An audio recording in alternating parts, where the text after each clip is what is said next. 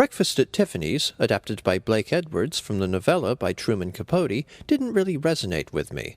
Legendary screen actress Audrey Hepburn stars as Holly Golightly, a New York socialite who is courted by Paul, George Peppard, a struggling writer.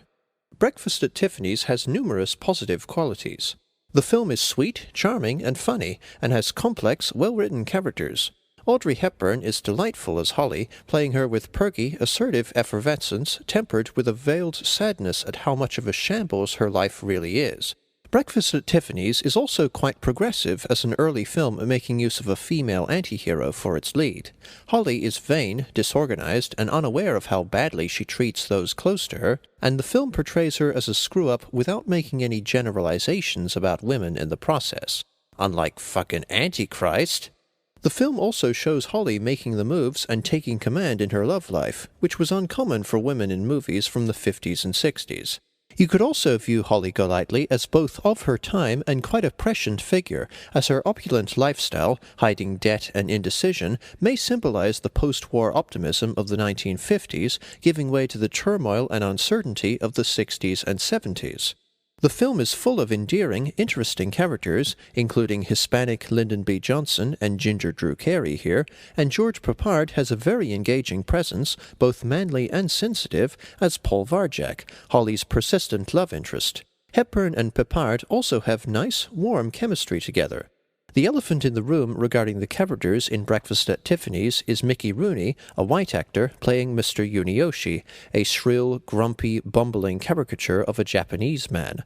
Though this stereotypical portrayal is rather painful, it's worthwhile stepping back and noting that he is kind of funny and that no deliberate offense was intended, at least from Rooney himself.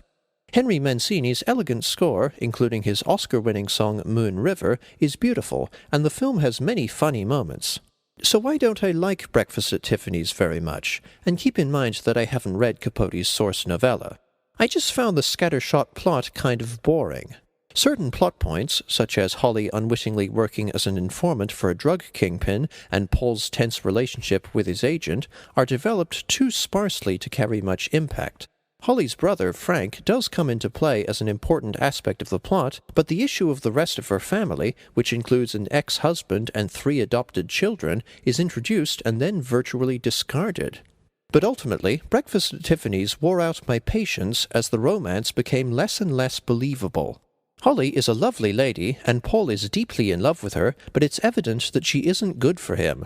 Her flippant attitude about finances and commitment, her general lack of intuition, her vaguely Freudian tendency to call Paul Frank, likening him to her brother, and the fact that she is forming a close relationship with Paul even as she plots to marry millionaires, should all be pronounced turn-offs.